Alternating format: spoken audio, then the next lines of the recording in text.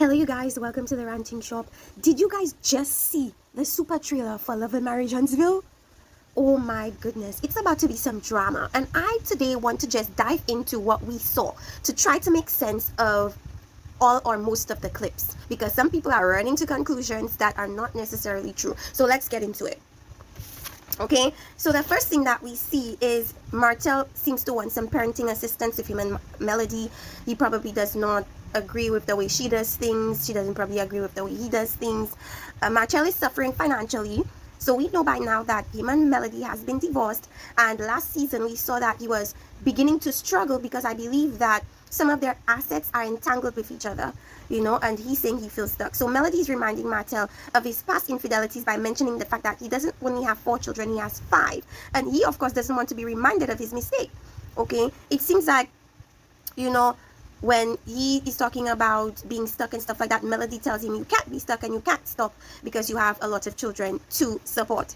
And she was being a bit petty because at the end of the day, she suffered during that marriage while Martel was continuing to be disloyal and having this side chick. So I suppose this is a little bit of payback for him. So they seem to be in some type of mediation session, I suppose still discussing some things. Now I'm not sure if they had already officially divorced at that point. I see some people are saying they were not officially divorced, considering the C19 thing happened that may have cancelled the proceedings a bit. So perhaps we're still seeing some bit of a negotiation situation still with them. We shall see. According to gossip.com, Melody and Martel has been divorced since March 25th officially, but I don't know when filming began, so I cannot really say that it was during the divorce or after the divorce, so we'll have to see. So Martel got his 5 kids, 1 is illegitimate. Marceau is asking him about a DNA test. If you remember last episode, he was asking Arion whether he could take a DNA test, and she was all for it. So I'm not sure if they actually did go ahead and take that DNA test or whether he's just thinking of still doing it. I'm not sure. He seemed pretty certain. Remember when the guys went on that little outdoor picnic? What do you call these things when you go outdoor? I completely forgot, but when they were there, he was saying that he's pretty sure that it's his baby, considering the timeline. So I'm not sure where this DNA thing comes into play. Guys, you know what I think? I think that when guys get caught being cheaters and performing acts that they shouldn't be performing during a marriage, their scapegoat is always DNA test. But at the end of the day, you knew you were sleeping with this woman, and you knew that there was a possibility that she could get pregnant and have your kid. So sometimes I don't understand why they keep talking about DNA test. DNA test seems to be a scapegoat, almost like you're trying to say you're not sure if that's yours, but you're sure that's yours because you know where you were during the time of a pregnancy. So I'm not understanding why that DNA testing is a thing. I feel like it's a scapegoat. Anyways, Martel doesn't want his shameful business to be talked about, and it seems as if that infidelity is going to be the main source of, or the main topics during this particular season. And I don't really blame them for talking about it because it became a huge issue so much in the last season. It only makes sense that they continue talking about it this season. They address rumors of Marceau having an outside child, and if you guys remember, there was a Twitter handler called a Twitter individual, somebody on Twitter whose name was Deshonia, and her account has since been suspended, and she was dropping some hot tea or alleged tea on the cast of Love and Marriage Huntsville. She claimed to be Martel Holt's baby's mother, and she also spoke about Marceau and he potentially having an outside child that could read and write. So he's bringing that into question, talking about, they say I have outside babies. Maybe he doesn't have an outside babe. Maybe he doesn't have outside babies, but he probably does have an outside baby.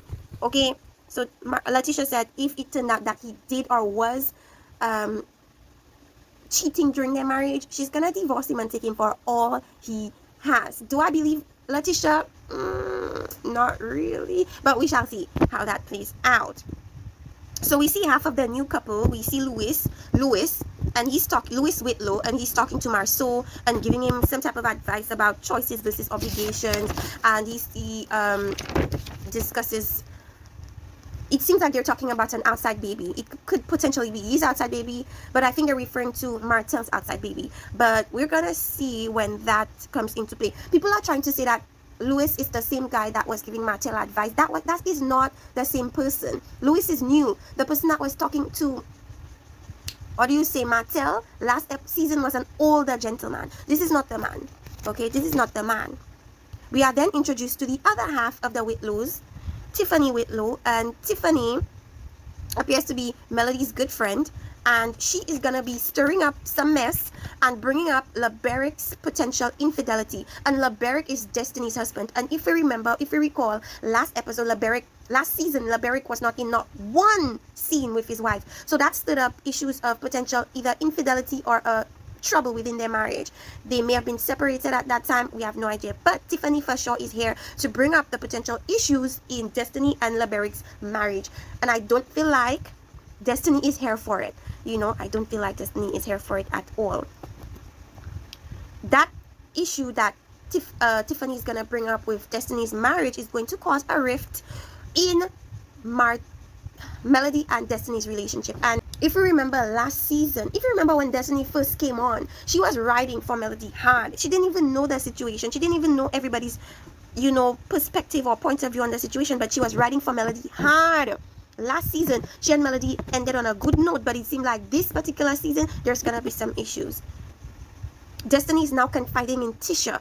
So something is serious. Something serious is brewing between her and Melody, for her to go to Tisha to talk about issues she's having with Melody. Oh my goodness, that's gonna be some drama.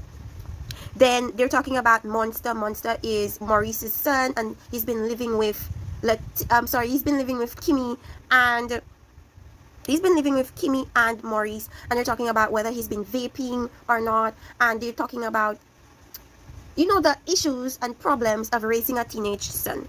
Okay, so Melody and Destiny do have an argument. Oh my goodness, I don't think I'm really looking forward to that, considering Destiny and Melody has been so close, but I feel like it could be possible that Destiny brought Tiffany on knowing that Tiffany would out Destiny's marriage and bring the mess with Destiny's situation. So I'm kind of looking at Melody sideways. Like, did you intentionally bring Tiffany on knowing Tiffany would stir up some drama? Because it looks like that is the case. Miss Wanda and Kimmy go at it. We know that Miss Wanda and Kimmy do not really like each other. Miss Wanda feels like Kimmy is a snake, and Kimmy is not to be trusted. She feels like Kimmy is not loyal, and Miss Wanda is trying to say that Kimmy supposedly said something on social media that makes her look disingenuine. Kimmy is trying to know what it was that she said. Miss Wanda is not even bringing facts. At this point, she's just talking out of her mouth. She's not really saying what she saw that has her thinking the way she thinks. Of course, Kimmy gets upset, slams the table. Word gets back to Letitia, and as we know, Letitia is always defending her mom. Letitia does not allow her mom to fight her own battles, and it's extremely annoying, and it seems like she's going to continue to do that. At the end of the day, Letitia, you were not there. You were not privy to the conversation. You don't know what happened. All you know is certain aspects of their interaction, and now you're coming to defend your mom. Now I understand that is your mom, and the natural inclination is for you to defend her, but you know that your mother is messy, and you know that her and Kimmy have their issues. My advice to you is to allow your mother to work on her own situation with Kimmy, and do not involve yourself in it. Period. Do not involve yourself in it. That is not your child. That is your mom. She knows how to handle herself. Allow her to do it, please and thank you. It seemed like that is going to bring up a whole bunch of issues at the pool, because it appears as if Kimmy wants to get at Letitia, and Martel is stopping it. We're going to see what happens as far as that is concerned. Somebody is trying to imply that Kimmy and Martel have some sort of situation. Please stop it. Okay, stop it. Martel and Kimmy has nothing. Okay, just stop that. Stop it. Martel speaks to Melody's mom, and she says she'll knock him upside his head. Now, we don't know the context of that. Know the context in which she used those words, so we cannot really jump to conclusions, but we could assume that she's referring to the infidelity, but we don't know. And of course, Martel's mom's thing has always been mind your business, let them deal with their situation. You shouldn't have an opinion on it. That's not your business. So we're gonna see how that plays along. Marceau and Kimmy go at it. Marceau and Kimmy's son, now I forgot his name. As we know, Kimmy's son is the manager to the Black Lounge, Barn Lounge, which is Letitia and Marceau's creation, and they're talking about issues that probably he's having with his management. We're gonna see how that goes. Martel speaks on the 47 acres. Oh my gosh, this topic of the 47 acres has been a thing since last season. I keep calling it an episode. So we're gonna see, and I don't know, I feel like the 47 acres is a business transaction that Martel and Melody did together, so he can't do anything unless Melody agrees to it. So they're gonna have issues with the 47 acre situation. he has a talk, Martel has a talk with Brandon, I believe that's his name. And from last season, you remember that Brandon is his friend, and Brandon was giving him advice on the infidelity, and Brandon and his wife tried to mediate between Martel and Melody, and that went south. Anyways, it seemed as if he is on Melody's side as far as the 47 acres is concerned, and Martel is questioning that because as far as he's concerned, Brandon is his friend. Okay, so I think there's going to be a power struggle between Martel and Melody as far as those 47 acres are concerned. My goodness, that 47 acres is going to be a huge point of contention between the both of them. Now, here comes Kyra. Now, we all know Kyra from Ready to Love. Now, in the first video that I did about the new season of Love and Marriage Huntsville, I told you guys that a lot of the cast of Ready to Love was at an event that Letitia and Marceau had in Houston, Texas, and they all were invited and they were all there. So Kyra wasn't the only one from Ready to Love there. There was Chrysanthemum, and I could put up the picture. Chrysanthemum was there. I think Stacy was there. Kyra was there. I saw KG was there, and I bet a whole lot of contestants were there. So they're trying to give us the impression that perhaps Kyra has something with Marceau. Negative. That is negative. That is not true. Remember that Kyra is either an entertainment lawyer or she's a real estate lawyer. So that may have been a reason why she was there, but I think it's more so that she was a cast from Ready to Love and they were inviting cast from Ready to Love to their event. I feel like that's just what it was. I don't think we should read into them perpetuating this drama, because I don't think Kyra would involve herself with Marceau, considering Marceau, number one, has children, and number two, is married. Okay, I think more highly of Kyra than that. So people trying to imply that that is probably why she was indecisive about Jason and AJ on Ready to Love. I don't think that has anything to do with it. I don't think that has anything to do with it. Okay, but Letitia was heard saying she had to snatch up Marceau from up under Kyra during the event, and that event was basically the launch of I think they have a champagne line called Black Bottle, and according to Chrysanthemum, who went to the event, the champagne tastes like Godiva chocolates. So we're gonna see how that plays out. It seemed like it was a launch for the champagne brand called Black Bottle. So Tisha is saying that she had to pry Marceau from up under Kyra. Who knows what they were talking about, but that we don't know the context of what Tisha was talking about. So of course we're gonna imply that Kyra has something to do with a breakdown in their marriage. That Kyra has nothing to do with that. That was just stood up for drama. Genius, by the way. Genius, considering Ready to Love is the current hot topic, and it would be a great transition to include it into the new Love and Marriage Huntsville, because you know when people are currently talking about the hot topic, it will spill into more coverage for people that don't necessarily love or watch Love and Marriage Huntsville. So that was genius marketing on their part.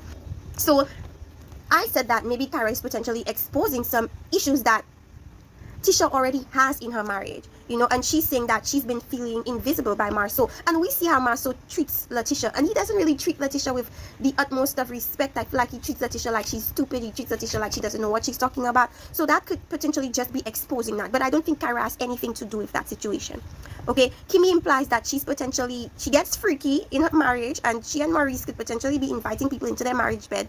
That could potentially be true, but let's just watch the show to find out if that is indeed what they're referring to. Okay, and Kimmy says that you could call Maurice and he's gonna give you a number. So they could potentially be swingers. We don't know. We shall see. Melody and Martel discuss her music video. I don't know why Melody felt the need to talk to Martel about the music video that she did about him. I don't know where that's coming from. He gets mad because he knows the context of that song, and a lot of it was about Martel and his infidelity, and he feels as if you are here having my children singing a song about me and my infidelity, and he is tight. Okay, he asked Melody if she planned a divorce, and my question to him is, why wouldn't she plan a divorce? You had been cheating on this woman for 5 years. You expected her to just spring. I'm pretty sure she planned it. I'm pretty sure when she came to the conclusion that you were not willing or ready to be faithful to her, she was already on the phone with her divorce lawyer asking him advice on what her next step should be. I'm pretty sure she did plan it. But do you expect her not to have planned it, considering you cheated on her and had an outside child? Come on. I don't know if he's trying to imply that Melody planned the divorce for the show, for drama for the show. I don't think so. But anyways, we're gonna get into that. So anyways, you guys, that is my quick assessment of the super trailer for Love and Marriage Huntsville. Let me know what you think. Did I miss anything? Let me know in the comment section. Like, subscribe, because I'm going to definitely be reviewing Love and Marriage Huntsville this season. It's gonna be hot. Stay tuned. Bye bye.